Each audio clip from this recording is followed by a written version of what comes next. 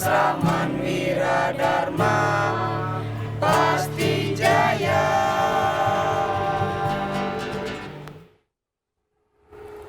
Om Swastiastu. Om Awigenam Astu Nama Sidam. Om Sidirastu Tat Astu Ya Nama Swaha. Pemirsa TVRI Sulawesi Tengah terkhusus Umat Sedharma dimanapun Anda berada, senang sekali kita bisa hadir dalam mimbar agama Hindu. Yang mana dalam mimbar kali ini kita akan memperbincangkan tentang yatnya. Nah pemirsa, saya juga telah ditemani oleh salah satu seorang narasumber, yaitu Bapak Imade Wiranadi. Om Swastiastu, Pak. Om Swastiastu. Baik, bagaimana kabarnya hari ini? Astungkare becik Bu Made. Baik, Angayu bahagia Pak ya. Memang kita semestinya harus selalu menjaga kesehatan kita, imun kita, karena kita masih dalam menghadapi masa COVID-19. Betul sekali. Baik Pak Made, di tengah-tengah kita juga telah hadir siswa-siswi anak SMA Wiradharma Kota Palu. Om Swastiastu anak-anak. Om Swastiastu. Baik Pak Made, terkait dengan tema kita pada kesempatan kali ini yaitu tentang yatnya. Memang yatnya ini adalah sesuatu yang tidak tabu lagi kita perdengarkan, tetapi ada beberapa dari mereka juga yang belum paham apa sesungguhnya yatnya itu sendiri dan seperti apa kita harus melakukan yatnya sendiri. Nah mungkin Pak Made sedikit memberikan pandangan kepada pemirsa di rumah, kepada anak-anak di sini juga agar lebih paham. Silakan Pak Made. Ya, terima kasih Bu Made. Sebelum saya memulai ulasan tentang yatnya, izinkan saya menghaturkan salam Om Swastiastu. Semoga kita senantiasa ada dalam lindungan Ide Sang Yang Widi Wase.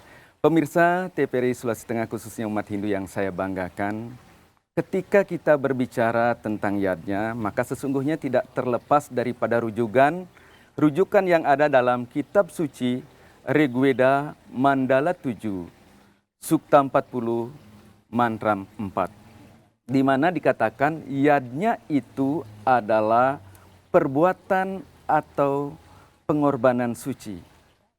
Jadi kalau kita melihat daripada rujukan dalam kitab suci Rigveda, maka sesungguhnya yatnya bisa kita simpulkan sebagai sebuah kegiatan yang dilaksanakan dengan tulus dan ikhlas untuk dipersembahkan kepada Tuhan yang Maha Kuasa, kepada sesama manusia dan juga kepada alam semesta. Nah inilah rujukan yatnya yang ada di dalam kitab suci kita Bu Made.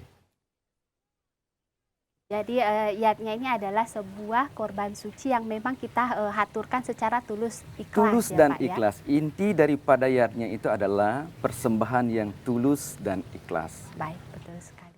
Nah, baik Pak Made, sebelum saya akan sedikit bertanya terhadap Pak Made, mungkin dari anak-anak ada yang mau ditanyakan kepada Pak Made terkait dengan yatnya ini agar anak-anak juga tidak merasa ragu untuk melaksanakan yatnya. Silakan, ada yang mau bertanya? Baik, silakan. Pertama, Om Swastiastu. Om Swastiastu. Perkenalkan, nama saya Nikadek Metri Dwi Payani. Ya, saya silakan. ingin bertanya Pak, mengapa sih kita harus melaksanakan yatnya? Baik Pak Made, ini yang memang benar-benar harus diketahui karena memang kita dalam keseharian itu selalu melaksanakan yatnya. Tapi apa yang mendasari kita melaksanakan yatnya itu sendiri? Melaksanakan yatnya? Ya, silakan. Baik Bu Made, ini pertanyaan memang yang sangat umum sekali yang kita dapat dari anak-anak kita, termasuk dari anak kita Metri ya, bertanya tentang mengapa kita melaksanakan yatnya. Nah, saya akan mencoba membacakan satu buah sloka yang terdapat di dalam kitab suci Bhagavad Gita, sehingga nanti kita akan memahami mengapa kita melaksanakan yatnya. Baik, silakan. Bhagavad Gita Adiaya 3, Seloka 10. Sahayadnya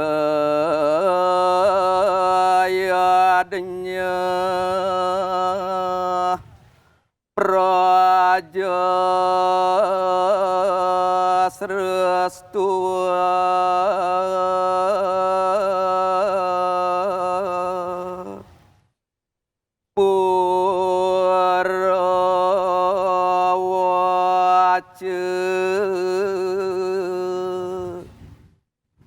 Praja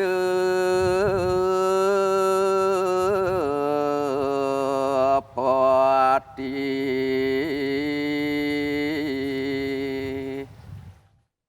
Anena Prasawiasya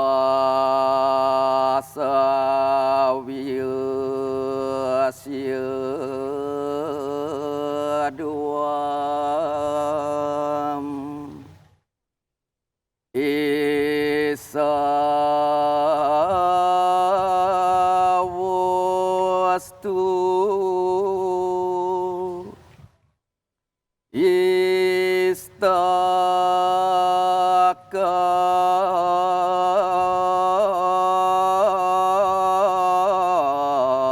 Madu,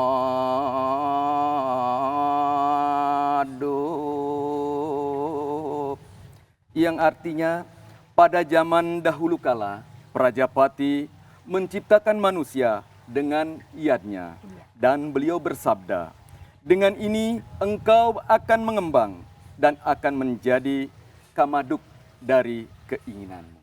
Nah, Bu Made, kalau kita kaitkan dengan pertanyaan anak-anak kita tadi, maka sesungguhnya pada hakikatnya pada zaman dahulu ketika alam semesta ini belum ada, Prajapati menciptakan alam semesta dengan segala isinya dengan yadnya. Oleh karena itu, ini adalah pelajaran atau tuntunan yang sangat penting. Ketika Tuhan, Ide Sang Yang Widiwasa, menciptakan alam semesta, termasuk kita manusia, dengan yadnya, maka pada sesungguhnya kita pun juga harus memuliakan Tuhan dengan melaksanakan yadnya. Karena dengan yadnya akan memelihara alam semesta ini, dan juga ketika kita melaksanakan yadnya, maka akan tercipta kesejahteraan lahir dan batin. Baik. Sudah cukup jelas sekali ya Pak Made, kenapa kita harus melaksanakan yadnya. Itu memang diawali oleh Ide Sang Yang Widiwasa. Dari Prajapati itu sendiri, di mana dia akan menciptakan alam semesta beserta isinya. Prajapati menciptakan alam semesta, termasuk kita dengan yadnya. Maka kita sebagai umat manusia, sebagai hambanya, juga memuliakan Tuhan dengan yadnya. Iya, baik. Seperti feedback ya Pak ya. Tuhan memberi, kita pun juga akan memberikan seperti itu. Walaupun bukan dengan unsur paksaan ya Pak Made ya. Betul sekali, tulus ikhlas. Ya. Baik. Mungkin ada lagi anak-anak yang mau bertanya untuk yadnya. Ya, silakan. Om Swastiastu. Perkenalkan, nama saya Ika Dekmika Arianta. Ya. Saya ingin bertanya, apa saja dasar-dasar dari pelaksanaan yadnya? Ya. Tambah perjelas ini Pak. Ya, ini juga sangat bagus sekali Bu Made. Anak-anak kita juga sering bertanya, apa dasar kita melaksanakan yadnya? Tadi ada pertanyaan mengapa kita melaksanakan yadnya. Sekarang yang lebih dalam lagi ditanyakan kepada kita. Nah, memang ini harus mampu kita jelaskan kepada anak-anak kita, sehingga nanti mereka ke depan ini ketika melaksanakan yadnya betul-betul tumbuh keikhlasan. Nah, baik Bu Made, kalau kita melihat daripada sloka tadi, maka ketika Tuhan, Ide Sang Yang Widiwasa, menciptakan alam semesta ini, maka pada saat itulah kita sesungguhnya telah memiliki hutang. Iya, betul. Yang disebut dengan renam. Renam. Ya, dalam ajaran agama Hindu, agama kita, ada 3 hutang sesungguhnya ketika Tuhan telah menciptakan alam semesta dengan diri kita ini. Baik. 3 hutang itu disebut dengan trirena. Trirena ini adalah 3 hutang yang wajib kita lunasi atau wajib kita bayar semasa kehidupan kita. Apa Kepada saja? siapa semua itu Pak, Ya. 3 hutang tersebut? Nah, ini yang paling penting. Kepada siapa semua kita harus membayar hutang itu? Nah, yang pertama, hutang kita adalah kepada Tuhan yang Maha Kuasa. Ya, betul Seperti sekali. tadi, Ya, beliau ya. menciptakan alam dengan yadnya, Ya. maka kita telah memiliki hutang. Jadi hutang pertama adalah hutang kepada Tuhan Ide Sang Yang Widiwasa, yang disebut dengan Dewa Renang. Dewa Renang. Kemudian utang yang kedua adalah utang kepada para maharsi. Mengapa kita berhutang kepada para maharsi Ya. atau orang-orang suci kita? Beliau memiliki jasa mengumpulkan wahyu-wahyu Tuhan yang ada di dalam kitab-kitab suci. Kemudian sekarang kita jadikan tuntunan untuk melaksanakan atau sebagai dasar kehidupan kita sehari-hari. Hal ini disebut dengan resi renam. Resi Renang. Yang ketiga adalah utang kepada leluhur kita atau kawitan kita. Siapa leluhur kita? Adalah Sang Pitara. Pitara atau leluhur kita Ya. telah mengadakan diri kita sebagai manusia, sebagai Manusia. seorang anak misalnya. Ya. Nah, oleh karena itu kita memiliki hutang kepada para leluhur. Leluhur kita memberikan tuntunan-tuntunan rohani kepada kita. Baik. Tuntunan-tuntunan yang membuat kita bisa berbuat baik dan benar, atau bisa membedakan perbuatan baik dan perbuatan yang benar. Baik. Leluhur kita atau orang tua kita memberikan tuntunan-tuntunan upacara untuk menguatkan spiritual kita. Oleh karena itulah kita berhutang kepada leluhur kita. Nah, oleh karena itu ada 3 utang.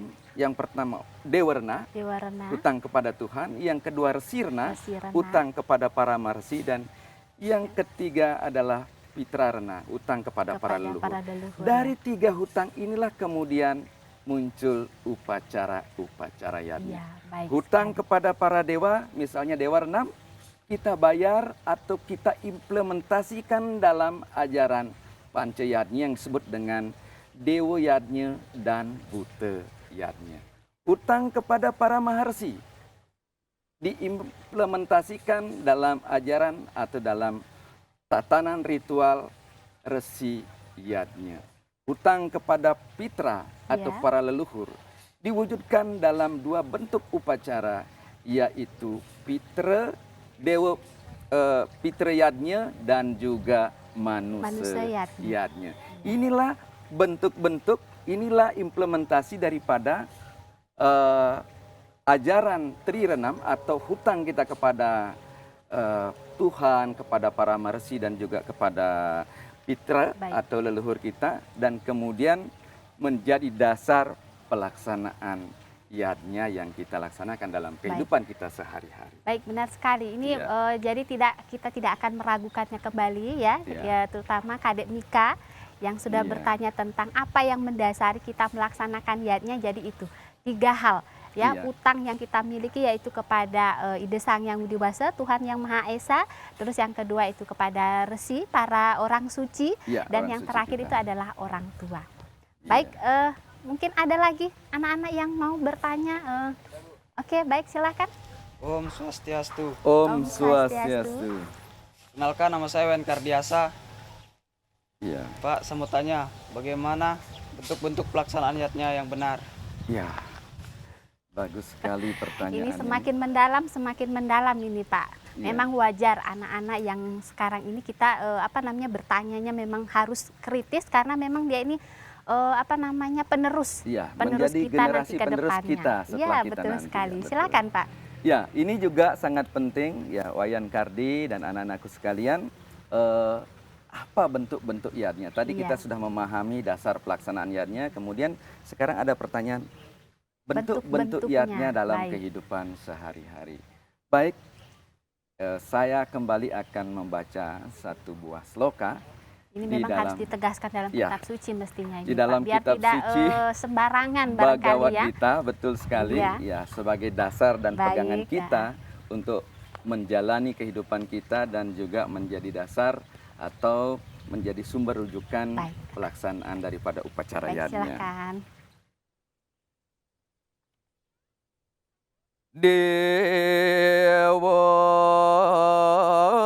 Dewan bawa yat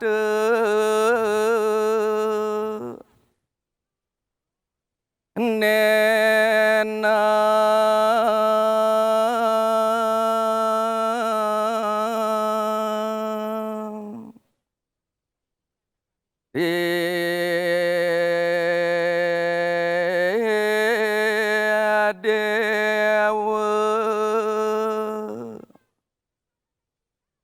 bawa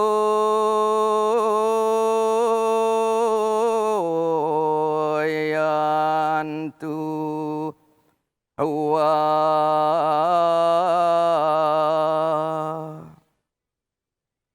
para separam Abawayanta Treya Param Awapsyata,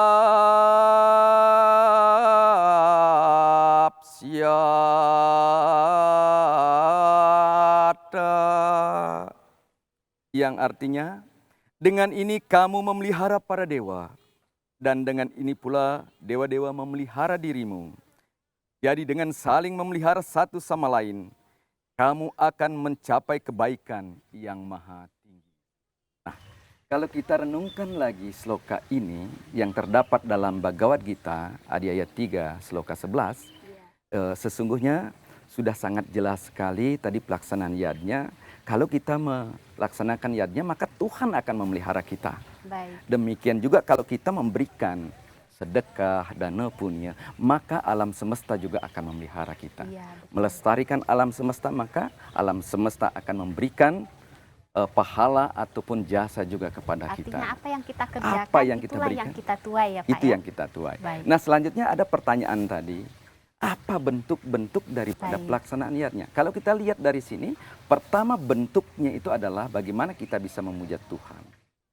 Yang kedua, bagaimana kita bisa berbakti kepada sesama. Dan yang ketiga, kita bisa berbakti kepada alam semesta. Sebenarnya ada 3 komponen dalam pelaksanaan yadnya itu. Oleh karena itu kemudian kalau kita lihat dalam kehidupan sehari-hari, maka pada hakikatnya bentuk yadnya itu terbagi atas 3. Iya. Yang pertama adalah nitya karma yadnya. Nitya karma. Ya, nitya karma yadnya ini adalah yadnya yang kita laksanakan dalam kehidupan kita sehari-hari. Sehari-hari. Jadi setiap hari, Setiap pagi, hari kita siang, sore, melaksanakan. begitu juga seterusnya ya Pak ya? Bagi orang yang percaya kepada Tuhan, harus melaksanakan yadnya setiap hari. Baik. Apa saja bentuk-bentuk yadnya yang kita laksanakan dalam setiap hari itu? Iya. Bagi kita umat Hindu, pertama adalah wajib melaksanakan puja trisandi. Puja trisandi. Nah, puja trisandi adalah memuja Tuhan. Nah, tadi saya bilang dalam komponen yadnya itu ada persembahan kepada Tuhan atau pemujaan kepada Tuhan.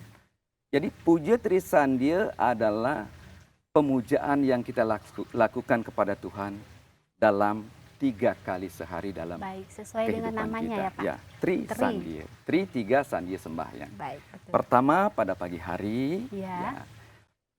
Puja trisandhya pada pagi hari akan melebur dosa-dosa kita pada malam hari.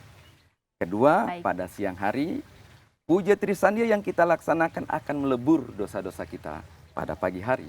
Dan ketiga, pada sore hari. Baik. Puja trisandhya yang kita laksanakan pada sore hari akan melebur dosa-dosa kita yang kita laksanakan pada siang hari. Nah, ini baru 1 poin. Yang kedua, daripada nitya karma yadnya itu adalah mebanten saiban. Mebanten. Apa itu banten saiban? Nah, ini. Mebanten saiban adalah suatu kegiatan yadnya yang kita laksanakan ketika kita selesai memasak di dapur. Jadi begitu kita selesai memasak, kita harus menghaturkan yad, mempersembahkan yadnya. Baik. Apa yang kita masak pada pagi hari. Kalau seumpamanya atau siang Pak, hari misalnya. ini kayak saya, cuman Iya. masak mie goreng, berarti mie goreng aja yang kita persembahkan. Silahkan bacakan doanya, kemudian ambil sejumput, Iya. ambil sejumput, berikan alas, doakan di situ.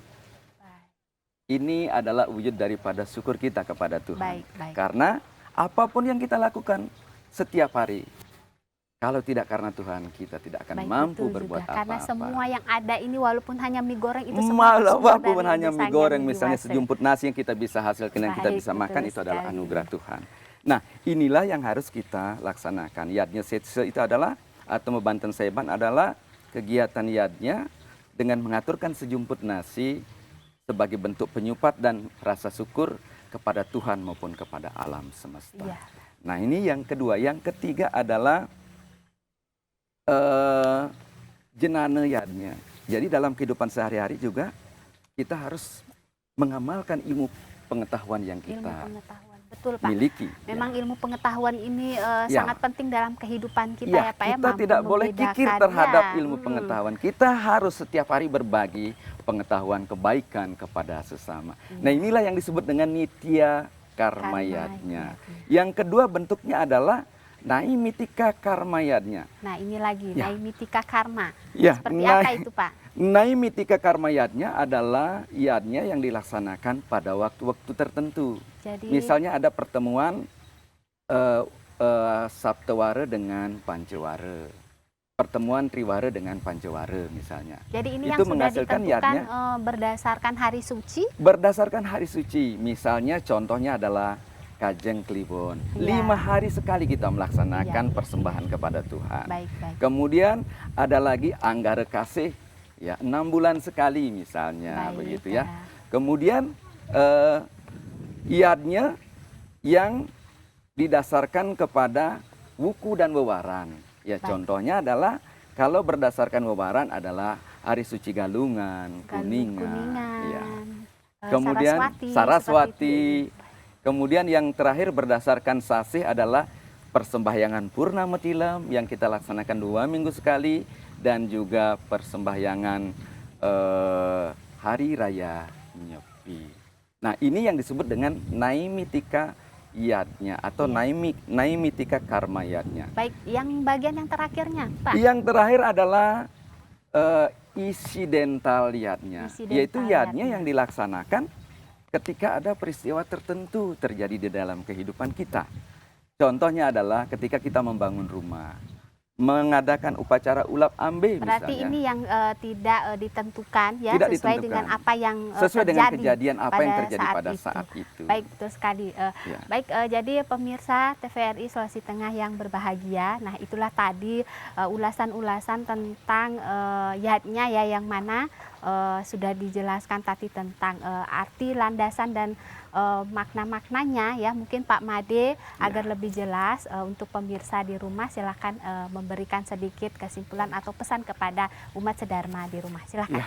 Baik, pemirsa TVRI Sulawesi Tengah, khususnya umat Hindu yang saya banggakan, kalau kita bicara yadnya, maka sudah jelas rujukannya adalah Rigveda Mandala 7, Sukta 40, Mantra 4, di mana dikatakan yadnya itu adalah sebuah kegiatan Iya. atau perbuatan yang penuh dengan keikhlasan, Baik. yang dipersembahkan kepada Tuhan Yang Maha Esa, Ida Sang Yang Widiwasa, maupun juga kepada manusia dan alam semesta. Bentuk-bentuk yadnya atau dasar-dasar yadnya adalah ada 3 tadi. Iya. Yang pertama adalah yadnya dilaksanakan karena adanya hutang kepada Tuhan yang disebut dengan Dewarna, Iya. kemudian Resirna, Resirna. dan juga Pitrarna. Dan bentuk-bentuk pelaksanaan tadi sudah saya sempat sampaikan adalah Nitya karma yadnya, naimitika karma yadnya, kemudian juga isidental yadnya, dan masing-masing memiliki uraian tersendiri. Baik. Demikian, Bu. Baik, Made. ini sudah sangat jelas sekali ya Pak ya. Jadi umat sedharma dimanapun Anda berada, tidak ada suatu alasan apapun kita tidak melaksanakan sebuah yadnya, karena yadnya itu diawali oleh ide Sang Yang Widiwasa, Tuhan Yang Maha Esa, untuk menciptakan alam semesta beserta isinya. Begitu pula kita sebagai manusia yang sempurna, yang diberikan manah pikiran, tentu kita juga harus melakukan hal yang sama. Baik Pak Made, karena waktu kita yang membatasi, maka bincang kita pada kesempatan kali ini kita akan akhiri. Baik, terima kasih banyak sudah bergabung bersama kami di sini, dan terima kasih banyak untuk anak-anak yang sudah hadir di sini. Baik. Baik pemirsa TVRI Sulawesi Tengah, terkhusus umat sedharma dimanapun Anda berada, demikianlah tadi bincang-bincang kami. Dan saya sendiri, Kadek Suyanti, beserta kerabat kru yang bertugas, mohon pamit undur diri, dan kita akan berjumpa lagi di lain kesempatan. Dan saya akhiri dengan Parama Sakti. Om Santi Santi Santi Om.